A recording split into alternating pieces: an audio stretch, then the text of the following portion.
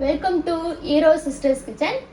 இன்னைக்கு நம்ம சேனலில் என்ன பார்க்கலான்னா, ஒரு சூப்பரான பன்னீர் கிரேவி எப்படி செய்யலாங்கிறத பார்க்கலாம். இது சப்பாத்திக்கு, தோசைக்கு, ரைஸுக்கெல்லாம் சூப்பரான சைடிஷாக இருக்கும். இது ரொம்ப ஈஸியாக சுலபமாக எப்படி செய்யலாங்கிறத இந்த வீடியோவில் பார்க்கலாம். இப்போ பன்னீர் கிரேவி எப்படி செய்யலாங்கிறத பார்க்கலாம். இதுக்கு நான் 200 கிராம் பன்னீர் எடுத்திருக்கேன். இப்போ இதை இந்த பவுலில் ஆட் பண்ணிக்கலாம். இப்போ இதோட ஒரு 1/2 டீஸ்பூன் மிளகாத்தூள் ஆட் பண்ணிக்கலாம்.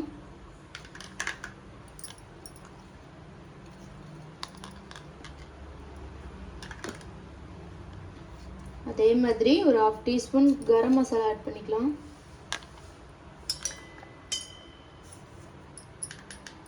கொஞ்சம் சால்ட்டு,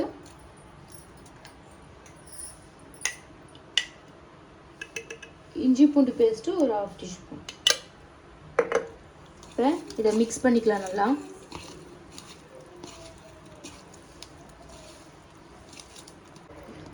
ஒரு கொஞ்சமாக மஞ்சத்தூள் ஆட் பண்ணிக்கலாம்.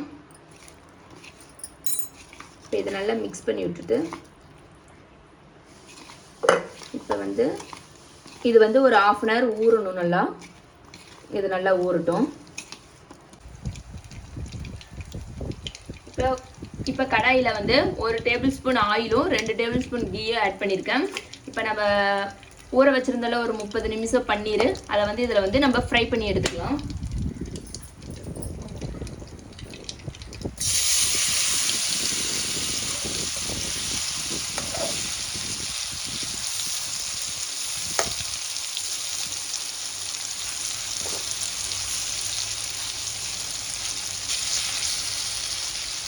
ஒரு 2 பக்கமும் திருப்பி போட்டு நல்லா ஒரு ப்ரௌன் கலர் வர வரை இது நம்ம ஃப்ரை பண்ணி எடுத்துக்கலாம்.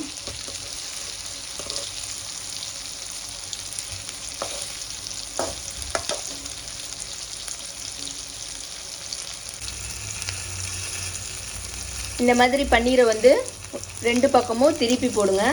திருப்பி போட்டு கொஞ்சம் லைட்டாக மொறுன்னு ஒரு ப்ரௌன் கலரில் வரும். அந்த மாதிரி நம்ம பன்னீரை பொரிச்சு எடுத்துக்கலாம்.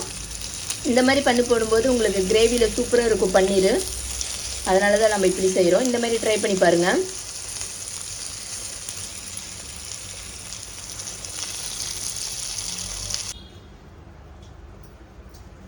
பாருங்கள், பன்னீர் நல்ல கிறிஸ்பியாக சூப்பராக கிடச்சிருக்கு. இந்த மாதிரி தான் இருக்கணும். இந்த மாதிரி பண்ணி போடும்போது கிரேவி சூப்பராக இருக்கும். செய்வாங்க பன்னீர் கிரேவிக்கு இப்போ ஒரு அதை நம்ம ஃப்ரை பண்ணி எடுத்தோம்ல அதே பேன் வச்சுக்கலாம். அடுப்பில் இப்போ ஒரு கடாய் வச்சாச்சு. இதில் 3 டேபிள் ஸ்பூன் எண்ணெய் விட்டுருக்கேன். இதில் பிரிஞ்சி இலை 1, 2 ஏலக்காய், கொஞ்சம் கல்பாசி, 2 கிராம்பு, 2 பட்டை எடுத்து வச்சுருக்கேன். அதை இதில் போட்டுடலாம்.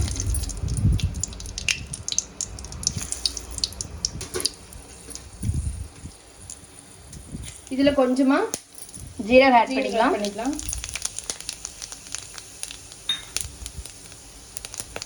3 வரமிளகாய் இந்த மாதிரி கிள்ளி போட்டுக்கலாம்.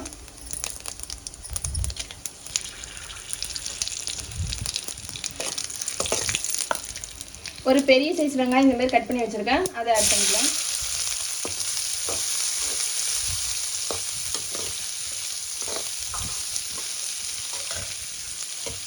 வெங்காயம் நல்லா வதங்கணும்.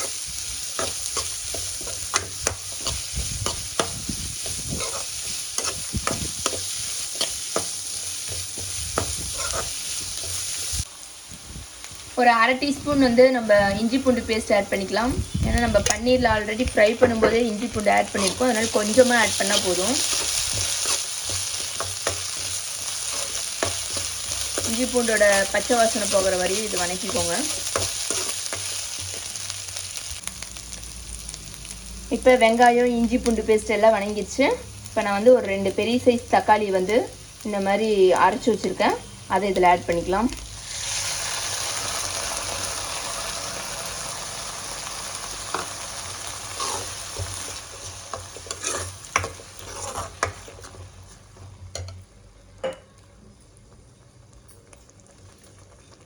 ஒரு 1/2 டீஸ்பூன் மஞ்சத்தூள் ஆட் பண்ணிக்கலாம்.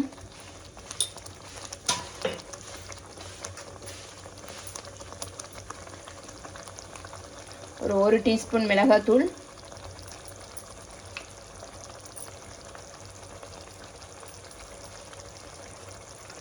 ஒரு teaspoon garam masala,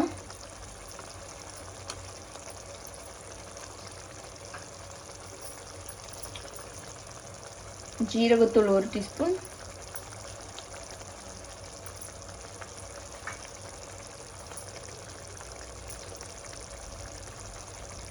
chilli paste add பண்ணிக்கலாம் ஒரு 1 டீஸ்பூன்,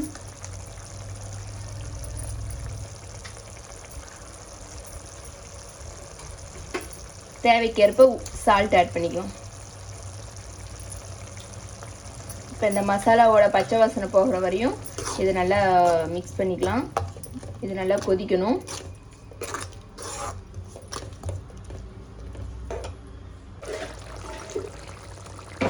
பாருங்கள், நல்லா கிரேவி நல்லா கொதிக்குது. இப்போ வந்து நமக்கு தேவையான அளவு தண்ணி ஊற்றிக்கலாம். கிரேவிக்கு ஏற்ற அளவு தண்ணி ஊற்றிக்கலாம்.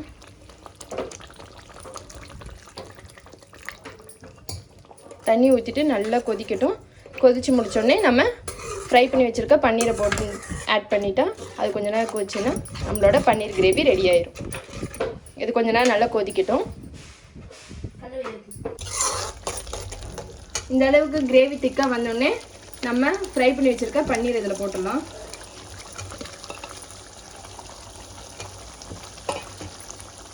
இப்போ இதை நல்லா மிக்ஸ் பண்ணிக்கலாம். அவ்வளோதான், நம்மளோட சூப்பரான பன்னீர் கிரேவி ரெடி ஆயிடுச்சு.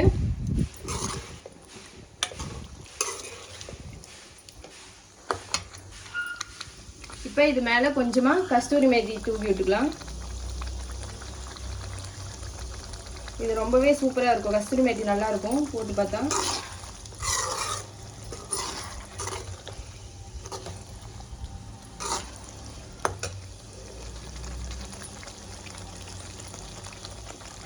கடைசியாக மேலே கொஞ்சம் கொத்தமல்லி தழை தூவி விட்டுக்கலாம். அவ்வளோதான், நம்மளோட கிரேவி ரெடி ஆயிடுச்சு. இதை சர்வ் பண்ணிவிட்டு உங்களுக்கு காட்டுறேன்.